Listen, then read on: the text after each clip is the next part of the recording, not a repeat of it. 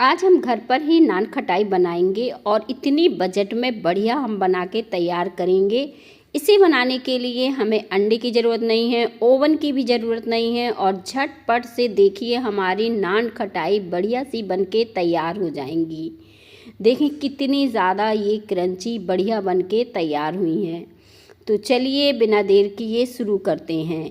इस नान खटाई को बनाने के लिए आपको घर के ही कुछ सामान की ज़रूरत पड़ने वाली है और इतनी ज़्यादा ये परफेक्ट दानेदार आपकी नान खटाई बनने वाली है। मैं इसे तोड़ के दिखा रही हूँ, कितनी बढ़िया इसमें जाली पड़ी है और परफेक्ट हमारी नान खटाई बनेगी। तो चलिए बिना देर किए शुरू करते हैं। उम्मीद करती हूँ आज की रेसिपी आप सबको पसंद आएगी। तो इसे बनाने के लिए हमने यहाँ पे एक बड़ा बर्तन लिया है और यहाँ पर मैदा लिया है 1 कटोरी। इसे छानना बहुत ज़रूरी है, इसलिए मैं इसे छान कर ले रही हूँ। तो कप से भी नाप सकते हैं आप, 1 कप, या फिर कटोरी से भी नाप सकते हैं। तो यहाँ पे अब हमें बेसन डालना है, मतलब जितनी मैदा है उससे आधा हमें यहाँ पे बेसन का इस्तेमाल करना है और उससे भी कम हमें यहाँ पे सूजी डालनी है, 1/4 कटोरी। ये सारी चीज़ें हमें तीनों मिला के छान लेना है बढ़िया से। अगर आप इन्हें वज़न में चाहें कि कितनी मैदा है और कितना हमारा सूजी बेसन है तो ये लिख के आ रहा है, आप इससे वज़न से भी नाप के बना सकते हैं। तो अब ये सारी चीज़ें बढ़िया से छन गई हैं, चम्मच से मिक्स कर दीजिए और इन चीज़ों को साइड रख दीजिए। साथ में हम इसमें इलायची का पाउडर डाल देंगे, इससे हमारी नान खटाई में बहुत ही बढ़िया टेस्ट आएगा। अब फिर से यहाँ पे एक बर्तन ले लीजिए और यहाँ पे आधी कटोरी घी ले लीजिए और अब हमें घी को ना इसी तरह से जमा हुआ लेना है, पिघला हुआ घी हमें इस्तेमाल नहीं करना है और हमें घी को इतना फेंटना है जब तक कि ये वाइट ना हो जाए। बढ़िया से हम इसे फेंट के तैयार करेंगे। तो बस इससे फेंटते रहेंगे 3 से 4 मिनट के लिए। अब घी की जगह आप डालडा का इस्तेमाल कर सकते हैं, बटर का इस्तेमाल कर सकते हैं, लेकिन तेल से हमारी नान खटाई नहीं बनती। अब हमने यहाँ पे 1 कटोरी ही पिसी हुई चीनी डाली है। जितनी हमारी मैदा थी उतनी ही मैंने यहाँ पे चीनी का इस्तेमाल किया है और देखिए मैंने इतना चलाया कि ये टूट गया है तो मैंने इसे चेंज कर दिया। अब बस इसे इसी तरह से चलाते रहिए और बढ़िया से इसे तैयार कर लीजिए। अब ये इतने अच्छे से हमें इसे मिक्स करना है, घी और चीनी आपस में अच्छे से मिक्स हो जाएगी। 7 से 8 मिनट आपको इसे फेंटते हुए लग जाएगा और ये सारी चीज़ें अच्छे से फिट के तैयार हो जाएंगी, बहुत ही सफ़ेद बढ़िया मक्खन के जैसे दिखेंगी।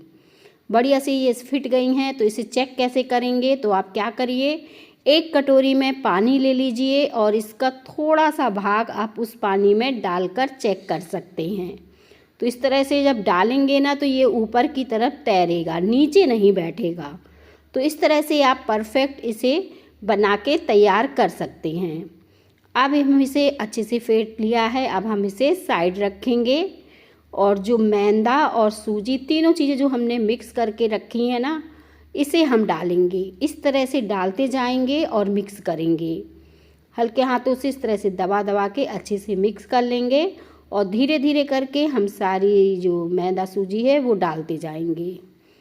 अगर आपको लगे इस समय कि घी हमारा बहुत कम है, बहुत ही अच्छे से ये बंध नहीं रहा है, तो आप घी 2 चम्मच फिर से इसमें फेंट के डाल सकते हैं। अब यहाँ पे बेकिंग पाउडर लिया है, तो मेजरमेंट चम्मच सबके पास नहीं होती है, तो मैं इस चम्मच से आपके लिए नाप के दिखा रही हूँ। आधी छोटी चम्मच हमें ये लेना है, तो यहाँ पे आधी चम्मच हमने इसे डाल दिया है। तो यहाँ पे अब बेकिंग सोडा भी हम आधी ही चम्मच डालेंगे। दोनों चीज़ों को हमें आधी आधी चम्मच डालना है, बेकिंग सोडा और बेकिंग पाउडर। दोनों चीज़ें डालने के बाद इसे हमें अच्छे से फिर से एक बार मिक्स करना है। तो आप चाहें हाथों से इसे अच्छे से मिक्स कर दीजिए ताकि सोडा साड़ी बिस्किट में अच्छे से मिक्स हो जाए। अब इसका एक डो सा हम बना के तैयार करेंगे। इस तरह से लगातार इसे अच्छे से मसल लेंगे और बढ़िया से चिकना सा डो बना लेंगे।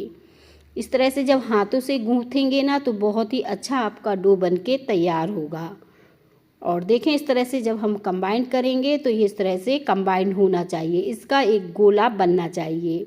अगर जैसे मैंने बताया आपको घी कम लगे तो 2 चम्मच घी को दोबारा से फेंट के डाल सकते हैं। अब ये डो तैयार हो गया है, परफेक्ट बना है। इस तरह से आप बना के 10 से 12 मिनट के लिए फ्रिज में रख दीजिए। फ्रिज में रखना है हमें, फ्रीज़र में नहीं, इस बात का भी ध्यान रखना है। अब हमने यहाँ पे इडली स्टैंड लिया है और उसे ग्रीस कर लिया है और इस इडली स्टैंड में हम 1 कटोरी नमक को चारों तरफ अच्छे से फैला देंगे और स्टैंड को हम गरम करने के लिए रख देंगे 7 से 8 मिनट के लिए। इसके बाद हम इसमें बिस्किट रखेंगे, तो इसे गरम होने देते हैं और बिस्किट बना लेते हैं। यहाँ पे देखें 1 साइज़ की बिस्किट बनाने के लिए मैंने इस कप का इस्तेमाल किया है। आप कोई भी कप या चम्मच का इस्तेमाल कर सकते हैं। इसकी एक लोई इस तरह से बनाएंगे पेड़ा की जैसी, बहुत ज़्यादा चपटा नहीं करेंगे, हल्का सा ही चपटा करेंगे और इस तरह से बना के तैयार करेंगे। बढ़िया सी चिकनी तरीके से हम बनाते जाएंगे ताकि ये सारे अच्छे से बिस्किट बन जाएं। और देखिए सारे इस तरह से हमने गोल गोल बना के तैयार कर लिए हैं। अब स्टैंड में हमने इसे इस तरह से रख देना है। ऊपर से हल्का सा आप चाहो तो ड्राई फ्रूट लगा दीजिए, इससे इस बिस्किट में बहुत ही सुंदर क्रैक भी पड़ेंगे और दिखने में भी अच्छी लगेगी। तो बस इस तरह से आप लगा दीजिए और फिर इसको हम रख देंगे गरम करने के लिए, जब हमारी नान खटाई अच्छे से सज जाएगी।